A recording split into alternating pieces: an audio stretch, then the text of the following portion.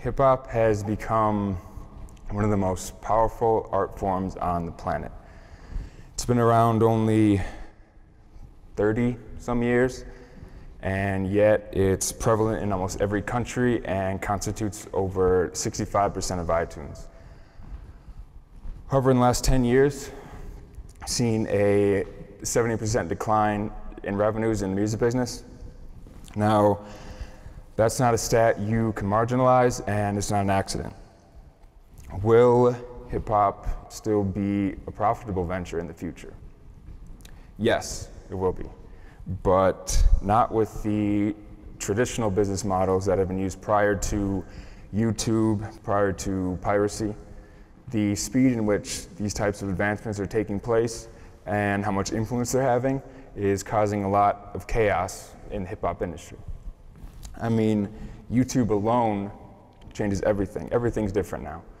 And it's the people, the agencies, the artists, the labels who understand exactly how and why things are changing, what are the implications, and most importantly, how to adapt to these changes, who quickly jump to the forefront of hip hop. Now, there are three main forces reshaping the music business: piracy, competition, and social media. Let's start with piracy. What is piracy doing to hip hop? Well, it's changing whole revenue systems. It's making labels switch their emphasis from album sales to ticket sales because no one buys albums anymore. Why buy something when you can just get it for free? It's not too much more complicated than that. Because of this, the template for success has changed. You know, downloading music for free isn't going away.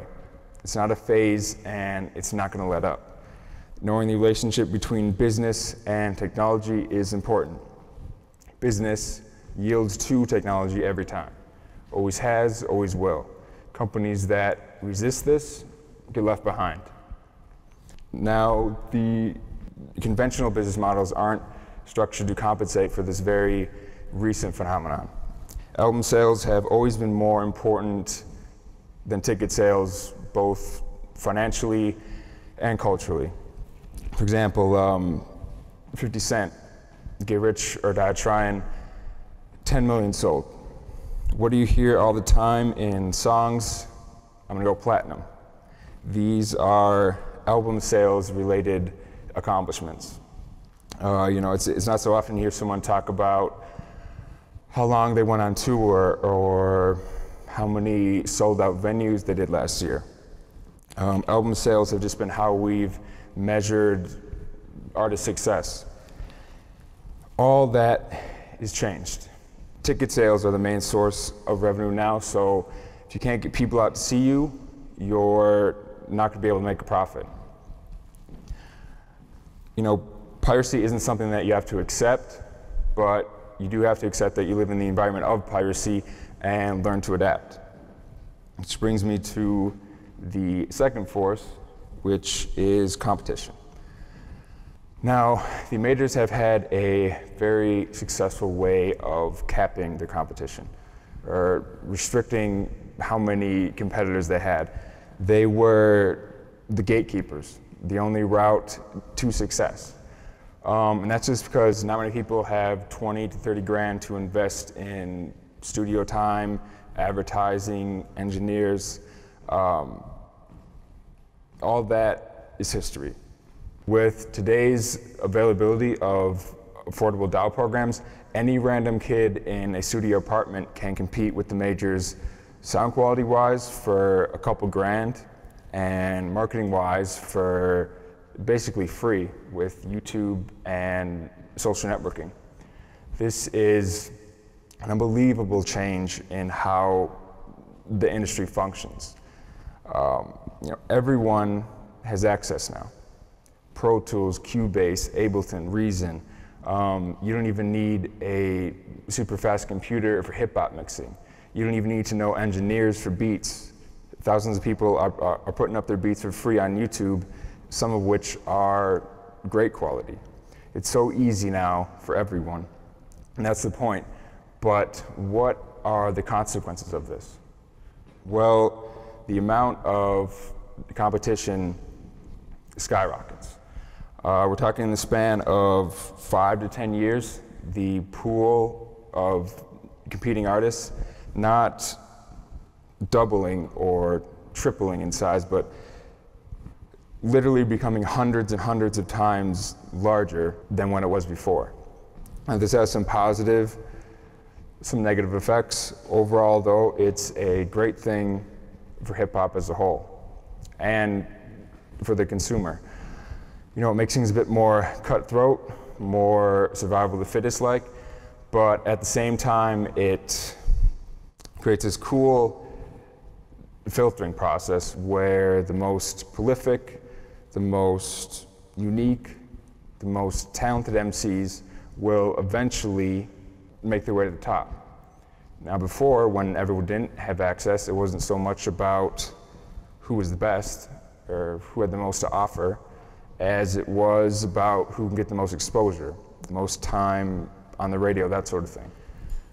Which brings me to the next, or the last force, which is social media. Now, the power of social media is incredible. YouTube, Twitter, Facebook, connecting so many people, all of it unprecedented and very recent. Think of how fast word spreads now. In just minutes, one inspired person can reach 20 of their friends. Think of the power of something as common and as innocent as posting on Facebook. You happen to mention the artist's name, and instantly, with the click of a button, that artist will spread to hundreds, even thousands of other people, depending on how many friends you have. If it was me, it'd be thousands, because that's how many Facebook friends I have. But with each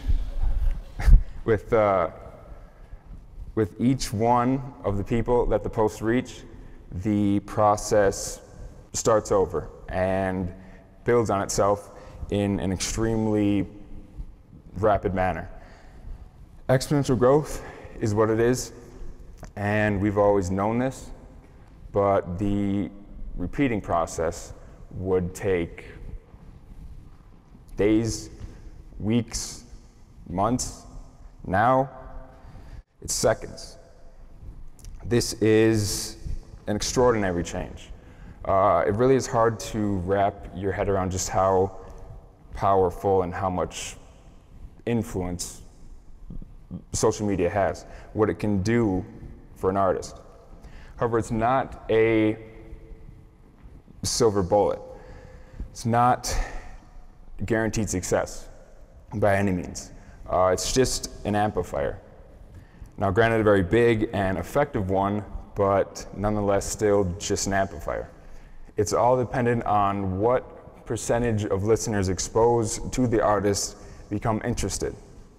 Because you can get to as many people as you want, but if there's nothing there, if the product itself is unimpressive, if there's nothing to inspire that person to reach their 20 friends, to post on Facebook, then social media loses all of its potency. So then, what causes people to be inspired? What gets their attention? What differentiates an amazing rap song that makes the listener want to hear more from an average, boring one? The verses. The verses are really what it's all about. They're what distinguish the amateurs from the pros, how you separate yourself from the pack. They're the arena where you demonstrate your ability as an artist. You know, what can you do with those 16 bars that other MCs can't? On a technical level, well-written verses sound more appealing.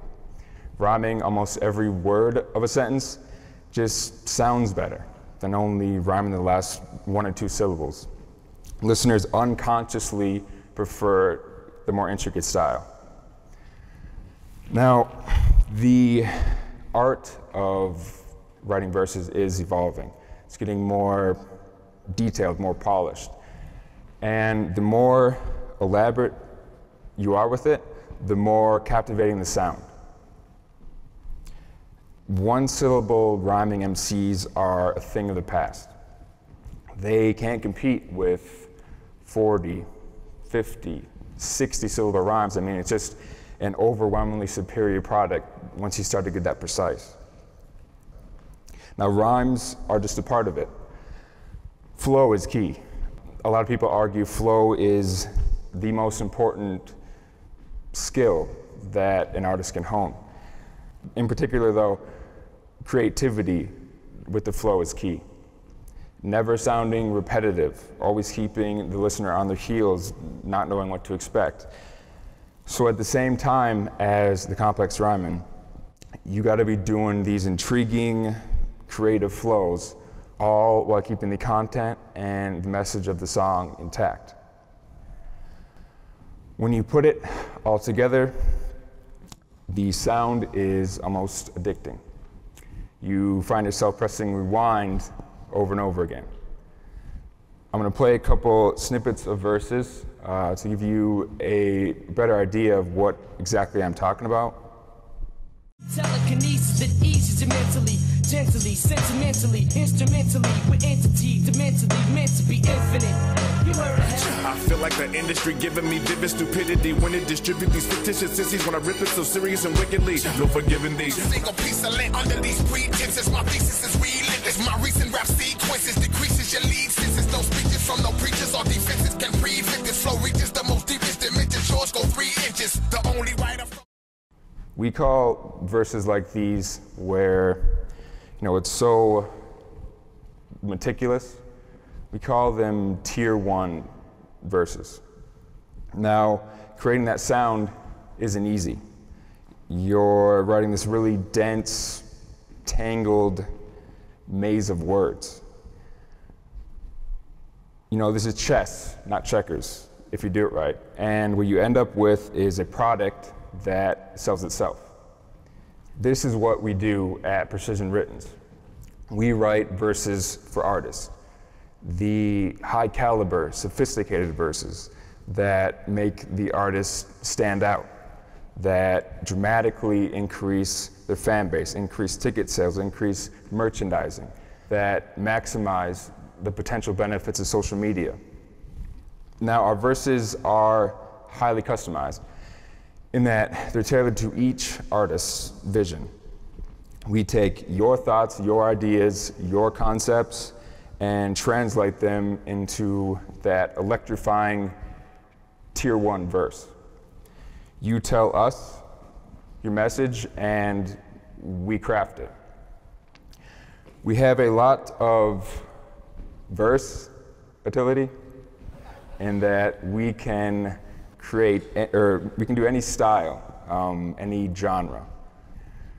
With the switch from albums to ticket sales, you're gonna need to be able to kill it live.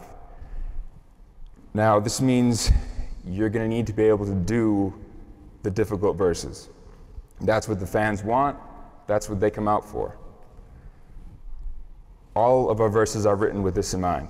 They're written with the intention to perform. So common mistakes, such as not being able to stay on beat or running out of breath, won't be an issue. Craftsmanship really is our motto here at Precision Writtens. You may find other people who do what we do, but you won't find anybody who does it like we do, who's in even the same league quality-wise. It's not okay to just be good anymore. You got to put out something special. You got to amaze and blow away your fans. Now, one Precision Written verse can do that. But think about a whole album.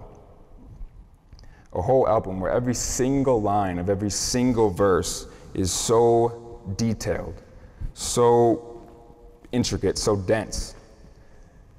There's no limits to what that can give you. How many sold out tours how many YouTube hits, t-shirts bought, how many collabs with other artists, how mind-numbingly fast your fan base will grow with social media. This is what we can do for you. Thank you very much.